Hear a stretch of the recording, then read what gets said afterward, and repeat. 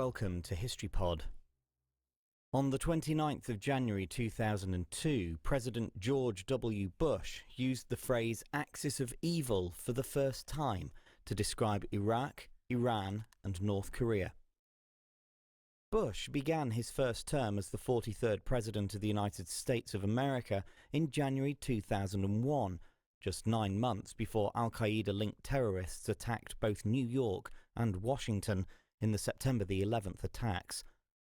In his first State of the Union address the following January, Bush spoke directly about the attacks and his response of a global war on terrorism, while also outlining the threat posed by foreign governments that he alleged were responsible for training and sponsoring terrorists, while also seeking to obtain weapons of mass destruction. Bush named North Korea, Iran, and Iraq, and said that states like these and their terrorist allies constitute an axis of evil, arming to threaten the peace of the world. Although he didn't present any specific details, he indicated that he sought to ensure such countries could never obtain weapons of mass destruction, such as chemical, biological, and nuclear arsenals. The term axis of evil was later attributed to Canadian-born speechwriter David Frum, who claimed his initial suggestion of axis of hatred was changed to axis of evil by chief speechwriter Mike Gerson for the State of Union address. In a book by Frum, he explains that the phrase was intended to highlight parallels between the Axis powers of World War II and the conduct of these more modern nations. The phrase quickly drew both domestic and international criticism for linking the three countries together, since this obscured the specific reasons that they were each distrusted. Nevertheless, the phrase axis of evil soon became a hallmark of Bush's foreign policy.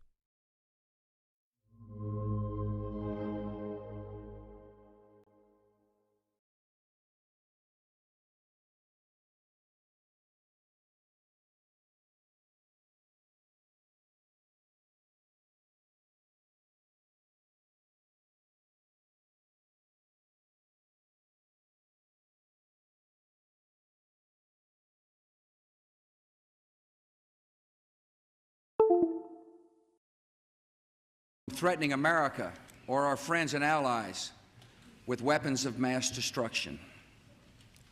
Some of these regimes have been pretty quiet since September the 11th, but we know their true nature.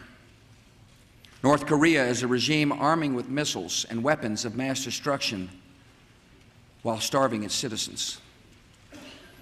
Iran aggressively pursues these weapons and exports terror, while an unelected few repress the Iranian people's hope for freedom. Iraq continues to flaunt its hostility toward America and to support terror.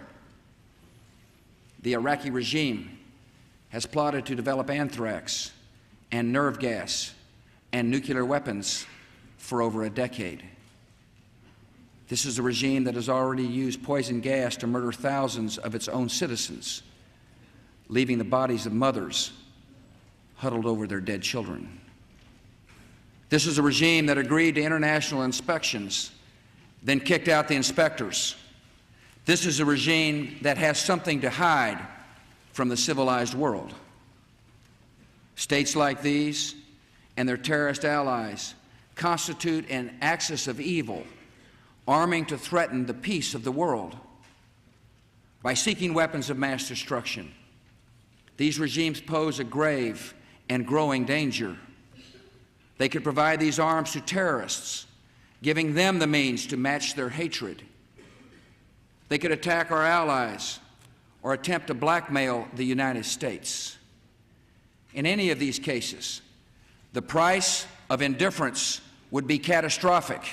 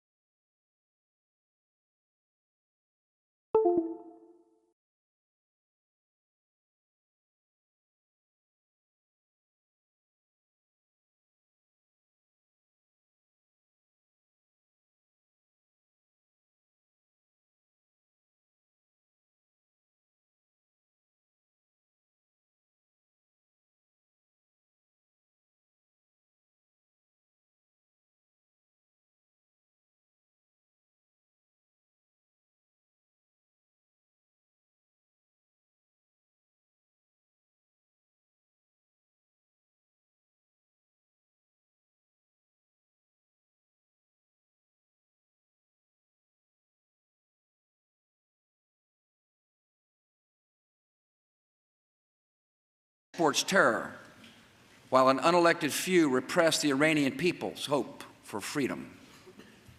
Iraq continues to flaunt its hostility toward America and to support terror. The Iraqi regime has plotted to develop anthrax and nerve gas and nuclear weapons for over a decade. This is a regime